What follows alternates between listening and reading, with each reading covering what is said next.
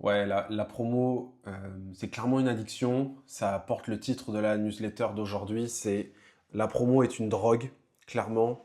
On le voit, que ce soit sur les marketplaces, que ce soit sur tous les sites e-commerce. On dirait que c'est le seul moyen que trouvent les e-commerçants pour pouvoir acquérir de nouveaux clients ou augmenter ou booster les ventes de leur site, alors qu'il y a quand même beaucoup d'autres leviers et beaucoup de contre-exemples justement qui vont te permettre de pouvoir venir à contrario de ce phénomène-là. Quand on regarde sur une newsletter, on l'a traité en 4 points. Le premier, c'est pourquoi la promo détruit ta marge sans que tu le vois. Clairement, ça impacte ta marge, tu te doutes bien. Comment vendre plus sans baisser ton prix une seule fois. Les 3 leviers concrets pour remplacer le discount. Donc là, c'est vraiment 3 leviers concrets et applicables que tu pourras utiliser. Et les seuls cas, selon moi, où la promo elle peut être intéressante, mais du coup, tu verras, elle est beaucoup plus réfléchie que simplement de faire de la promo parce qu'on est en période de solde. On rentre directement dedans. Donc là, en fait, l'idée de la newsletter, c'est de vraiment essayer de voir comment faire en sorte que la promo ne soit plus une addiction. Parce que pour moi, c'est clairement le cas. De nombreux e-commerçants sont addicts à la promo et beaucoup de marketplaces le sont. Donc quand on commence directement dans la newsletter, euh, ce que la promo détruit, moi j'ai analysé 3 points. Un, ça va détruire la valeur perçue de tes produits, de tes prix également. Pourquoi? Parce que quand tu vas mettre mettons que toute l'année, tu as une machine à laver, à la base en prix barré, elle est à 900 euros et que toi, tu le mets tout le temps à 300 euros. Bah, clairement, les e-commerçants, c'est pas des lapins de 6 semaines. Ils savent très bien que ton prix à 900 euros, c'est ta marge ultime, que jamais il sera à ce prix-là. Donc, mettons, même si tu réaugmentes à un moment donné, pendant un mois, tu veux rester à 900 euros, jamais personne te l'achètera parce qu'ils savent tous que ça vaut pas ce prix-là. Donc, un, ça détruit la valeur perçue de ton prix, de tes produits. Le deuxième point, c'est ta marge. Et oui, dedans, dans la newsletter, j'ai mis justement un exemple qui l'explique bien. Tu vends un produit 100 euros avec 40 points de marge, tu gagnes 40 euros. Si tu vends un produit et que tu mets une promotion à moins 30%, bah, ton prix devient 70 euros. Ta marge brute, elle passe de 40 euros à 10 euros. Donc concrètement, qu'est-ce que ça veut dire? C'est qu'à la base, tu en vendais un, tu gagnais 40 euros. Aujourd'hui, il faut que tu en vendes 4 pour pouvoir avoir la même marge brute que ce que tu avais à la base. Parfois ça marche, parfois ça marche pas. Vendre 4 produits en plus en passant de 100 à 70, c'est possible, mais c'est pas toujours le cas. Et même si tu le fais, t'as pas gagné plus d'argent, tu as juste fait ISO par rapport à ce que tu avais de base. Le troisième point, c'est le comportement client que tu vas modifier. Euh, Clairement, en fait, ce que tu vas faire, c'est que tu vas attirer des radins. Clairement, c'est ce qui va se passer. Tu vas attirer des gens qui sont promo only, qui vont vouloir simplement de la promo. Ils attendent le Black Friday pour acheter. C'est des chasseurs de bons plans. C'est ça que tu vas attirer. Et on ne construit pas une société, une base clientèle saine avec des chasseurs de promo.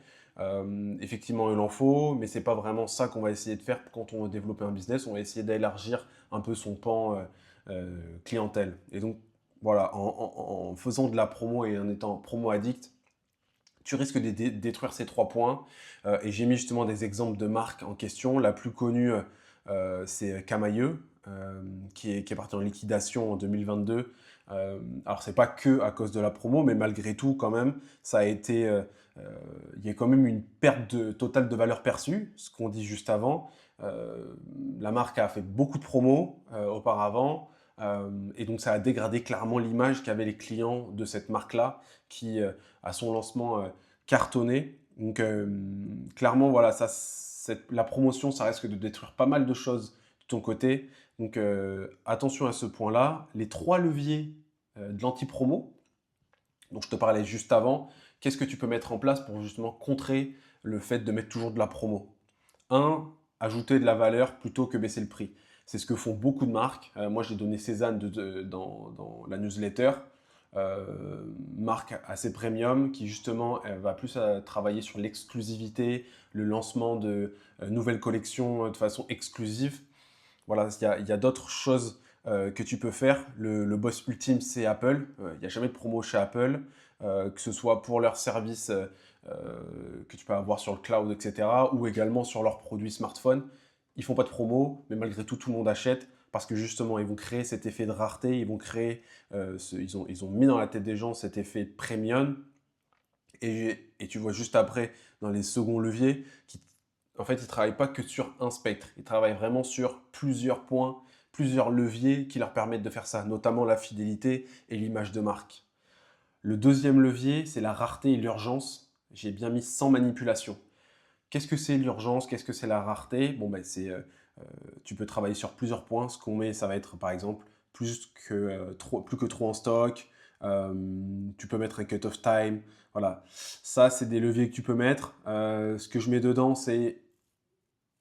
ça dépend de ta marque, ça dépend de ton produit parce que euh, les, les- les clients sont clairement pas bêtes. Ils se doutent bien parfois que quand tu vas mettre plus que 3 en stock, bah non, t'as pas que 3 produits en stock, c'est pas vrai. Tu regardes des marques, moi je donne l'exemple de Patagonia, pardon, qui justement est complètement à l'opposé de ça. Ils sont plus dans une marque de collection. Tu as aussi Asphalt à Bordeaux qui fonctionne bien comme ça. Euh, ils ont pas mis cette partie minuterie qu'on retrouve chez beaucoup de vendeurs. Ils ont plutôt créé cet effet de rareté, voilà, on lance des collections avec un stock limité, mais sur des produits premium de qualité en tout cas, pas forcément tout le temps haut de gamme, mais sur des produits de qualité. Et donc, ou même Bazinga justement qui est sur YouTube qui fait des drops justement de produits. Non, en fait, ça va créer des pools de clients qui veulent acheter ce produit-là et ils savent que c'est dans une quantité limitée. Donc, ça va créer cet effet-là de rareté. Le troisième levier, c'est la fidélité qui passe pas toujours par le prix. Je donne un exemple à l'intérieur. Je te laisse aller le regarder, mais typiquement, tu peux avoir des marques qui vont créer un programme de fidélité à l'intérieur, au lieu de simplement, bon, ben, si tu achètes, tu as moins 20%, ou chaque fois que tu achètes, tu cotises des points pour tes prochains achats. Voilà, ça, c'est la base. On dirait que c'est le niveau 1. Mais quand tu vas plus loin, justement, le fait de créer cette fidélité-là, bah, les clients, imagine-toi quand tu vas au restaurant et qu'on t'appelle toujours par ton prénom. Bon, ben là, tu vas te sentir valorisé. Ben, c'est un peu la même chose qu'il faut réussir à mettre dans ton programme de fidélité. C'est euh, mon client, je le connais, donc je vais lui proposer plusieurs choses. Type, tu es un vendeur de sport, au lieu de mettre de la promo sur le produit qu'il aime ou peu importe, ça c'est un peu bateau. Ce que tu peux faire, c'est analyser ce qu'il recherche, ce qu'il aime, dans quel univers il est. Si c'est dans le cyclisme, bon, mais tu vas pouvoir lui conseiller des drops. Si tu sais, si tu as des informations sur des marques qui vont sortir ou un produit qu'une marque va lancer, tu peux le faire venir pour qu'il teste un produit. Je donne plusieurs exemples à l'intérieur, justement, parce que je parle de sport à l'intérieur. Tu peux également imaginer, très bien, si on est sur un client qui va adorer la littérature, lui offrir le bouquin d'un de ses produits, l'un de ses lecteurs préférés, ou même mieux, plutôt que ça, aller au-delà. Et si tu sais que son écrivain préféré est dans la région, bah, tu peux l'informer par mail en lui disant qu'il y a ça qui se passe. Tu vois? En fait, il faut être créatif dans ce programme de fidélité et pas simplement apporter toujours de la réduction ou t'achètes ça, t'as celui-là offert. Effectivement, c'est important, mais il faut essayer d'aller un peu plus loin et passer les niveaux de fidélité. Donc, c'est les trois leviers voilà, qui, pour moi, peuvent te permettre d'éviter ou en tout cas d'aller à contrario de simplement mettre de la discount tout le temps. C'est des choses qu'on a mis justement dans la newsletter. Et maintenant, on arrive un petit peu à la fin de quand la promo reste utile et comment le faire et quand le faire. Donc moi aussi, là, pareil, 3 points de quand est-ce que tu peux le faire selon moi. Un, ça va être en période de déstockage. Il te reste 300 produits en stock, ça ne tourne pas. Bon, tu veux l'écouler parce que ça te coûte plus cher dans l'entrepôt. Ok, c'est ok. Tu balances de la promo parce que tu veux le liquider rapidement. Le deuxième point, c'est l'acquisition de vendeurs au départ. Convaincre quelqu'un d'acheter pour la première fois, ok, ça peut permettre d'acquérir un client, parce qu'on sait que c'est toujours au départ le plus dur d'acquérir un client plutôt qu'à essayer d'aller le récupérer quand il part. Donc clairement, ça peut être pertinent en fonction de ce produit-là. Ça peut être aussi imaginé ok, ce vendeur-là fait 3 4 fois qu'il regarde ce produit, ou en tout cas cette thématique. On va essayer de lui pousser un produit euh, ou en tout cas un échantillon typiquement de produits qu'il aime. Ça a été le cas moi justement sur la marque 900 Care. Je regardais pas mal, il y avait pas mal de pubs qui tournaient dessus. Bon, à un moment donné, j'ai reçu pas mal de newsletters et pas mal de pubs sur Instagram. À un moment donné, j'ai payé juste, il me semble que c'était 5, 6, 7 euros et je recevais un kit complet. Bon, ben j'ai acheté ça. Troisième point, c'est les relances de dormants. Donc les dormants, ça va être les vendeurs qui non plus acheter depuis 6, 12 mois, ça dépend de ton cycle client. Ça peut être voilà, de la relance complètement pour éviter de perdre le client. Tu peux essayer de revenir vers lui avec de l'OP, de la promotion. Euh, Ça, c'est des choses qui peuvent plutôt bien marcher, surtout si tu es dans un secteur où le réachat normalement est assez fort. Effectivement, si tu es dans le domaine des véhicules, de l'achat, par exemple, tu travailles pour BMW, ça risque d'être compliqué de faire du réachat tous les 6 mois. Mais effectivement, si tu es plus sur de l'accessoire, ou en tout cas, là, ce qui me vient en tête, ça va être des capsules de lave-linge. Bon, ben là, peut-être que ça peut être pertinent. Si tu te rends compte qu'il n'a plus acheté chez toi depuis 6 mois, c'est qu'il est quasiment parti. Pourquoi? Et donc, essayer de venir avec de la promotion, ça peut être intéressant.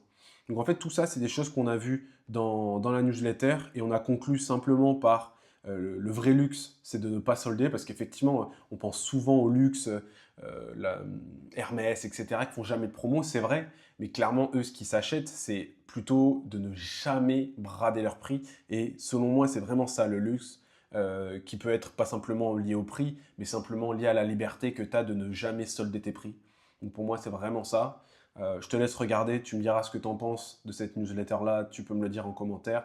Et si jamais tu as des questions, n'hésite pas. Une vidéo toutes les semaines, on analyse ça